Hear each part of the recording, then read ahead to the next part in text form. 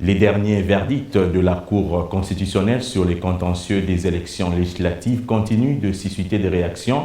Le mouvement de libération du Congo, dont 8 de ses élus ont été invalidés, estime dans un communiqué que ces arrêts de la Haute Cour sont juridiquement entachés d'irrégularités car rendus sur le banc sans motivation et en dehors des délais de 60 jours prévus par la loi électorale. Ce parti, membre de la coalition Lamuka, projette une marche pacifique ce samedi 15 juin.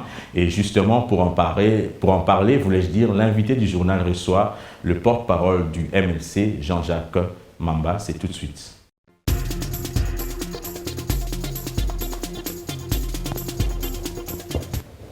Mesdames, Messieurs, l'invité du journal reçoit pour vous Jean-Jacques Mamba, porte-parole du Mouvement de libération du Congo et député national. Bienvenue, Monsieur Mamba.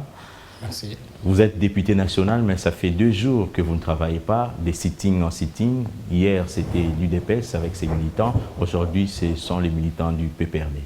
Écoutez, c'est une situation tout à fait inadmissible parce que, comme vous le savez, il s'agit du palais du peuple et non du palais des partis politiques.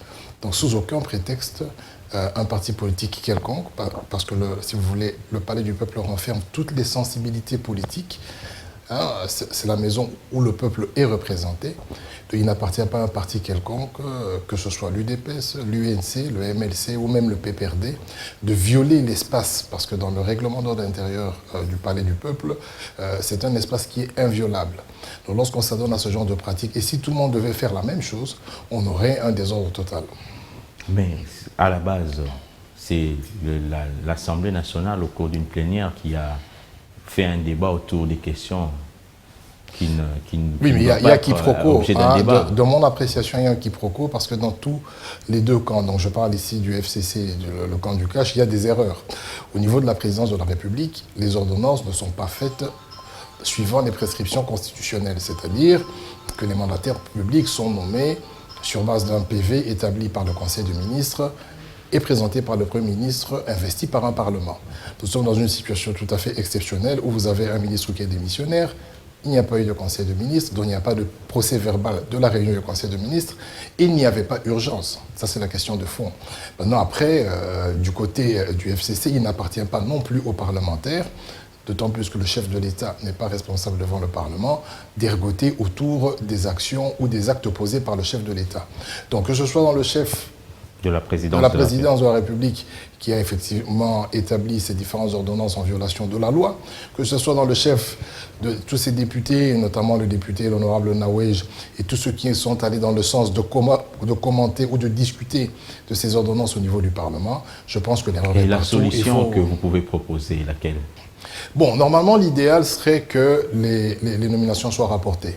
L'idéal serait aussi que chaque député puisse comprendre, il faut qu'il y ait quand même des séminaires, il y a quand même des nouveaux députés, que chaque député puisse comprendre le travail parlementaire et les limites de son action. Donc ça, c'est vraiment des choses pour lesquelles je vais inviter Madame la Présidente à organiser des séminaires pour permettre d'encadrer les nouveaux députés. Il n'appartient pas aux députés de juger ou de commenter en pleine plénière les actes posés par le chef de l'État. Autant nous invitons le chef de l'État à respecter les procédures constitutionnelles dans le cadre des nominations qu'il compte faire. Lors de la prochaine plénière, 8 des 22 élus du MLC ne vont pas prendre part à cette plénière parce qu'ils ont été invalidés. C'est une situation tout à fait désolante. Vous savez, nous avions un groupe de 22 députés, on en a perdu 8, dont 5 la dernière nuit.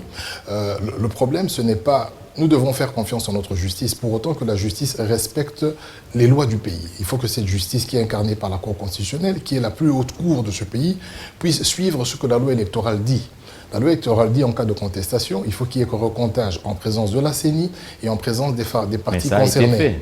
Malheureusement, non. Dans tous les arrêts qui ont été rendus, notamment les 8 personnes qui ont été invalidées chez nous, n'ont jamais été invitées, encore moins la CENI, pour recompter et constater effectivement que les personnes qui les accusaient ou que la partie demanderesse avaient raison.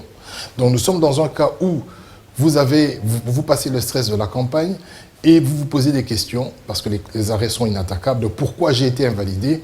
Et je pense qu'on doit apporter beaucoup plus de rationalité, parce que ça joue sur la vie des gens, et c'est quand même comme assez dangereux et voilà, c'est assez triste que les choses se passent de cette manière. Pour trouver une solution, vous projetez une marche le 15. Est-ce que vous pensez que cette marche-là Non, ce n'est pas ça la solution. Nous devons quand même sensibiliser la population sur ce qui se passe. Vous savez, aujourd'hui, sur les 33 députés de la Mouka, 30 de leurs sièges ont été attribués au FCC. Il est tout à fait normal que depuis que les invalidations ont commencé, qu'elles ne concernent que l'opposition. 95% des invalidations ne concernent que l'opposition. Alors je comprends bien qu'aujourd'hui le FCC est une majorité écrasante de 330, 340 députés, mais c'est quand même anormal que si nous ne parlons que de droit, que si nous ne parlons que de la contestation, que seuls les candidats de l'opposition ou les députés élus de l'opposition soient victimes de ces invalidations. Donc je pense qu'il y a quand même des anomalies à corriger et cette marche-là vise à sensibiliser les autorités du pays sur ce que nous appelons ici une tragédie, de telle sorte qu'aujourd'hui, il sera difficile pour le peuple, pour le citoyen lambda, de croire encore à la justice parce que vous élisez des gens. Vous savez que ces personnes ont été élues parce que vous avez vu des résultats affichés, vous faites vos propres compilations, mais la Cour arrive quand même à invalider, par exemple, M. Kibuka. Est-ce que vos députés avaient des preuves, avaient des PV? Je donne un exemple de M. Kibuka, qui est le premier à Moamba avec plus de 28 000 voix.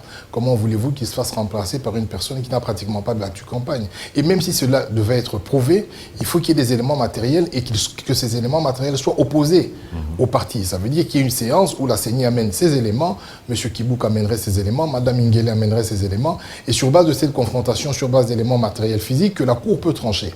Mais là, on a quand même l'impression qu'on glisse vers l'arbitraire, et je trouve ça très dangereux. Bon, les arrêts de la Cour sont inattaquables.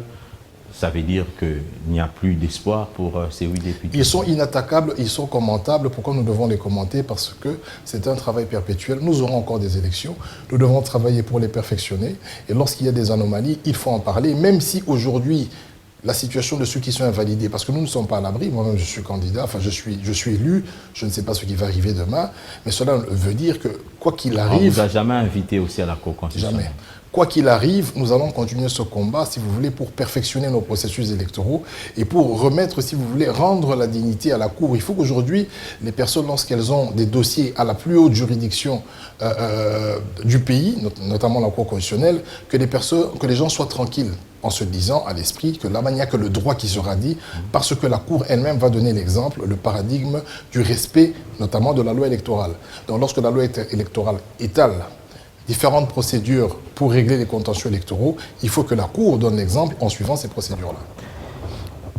Rendez-vous le 15 juin, donc ce samedi, pour la marche. Est-ce que vous avez déjà eu l'autorisation de l'hôtel de ville? Écoutez, on n'est pas dans un régime d'autorisation, on est dans un régime d'information. Vous avez informé? L'autorité est informée, et donc il y a les mamans de la Mouka qui vont marcher.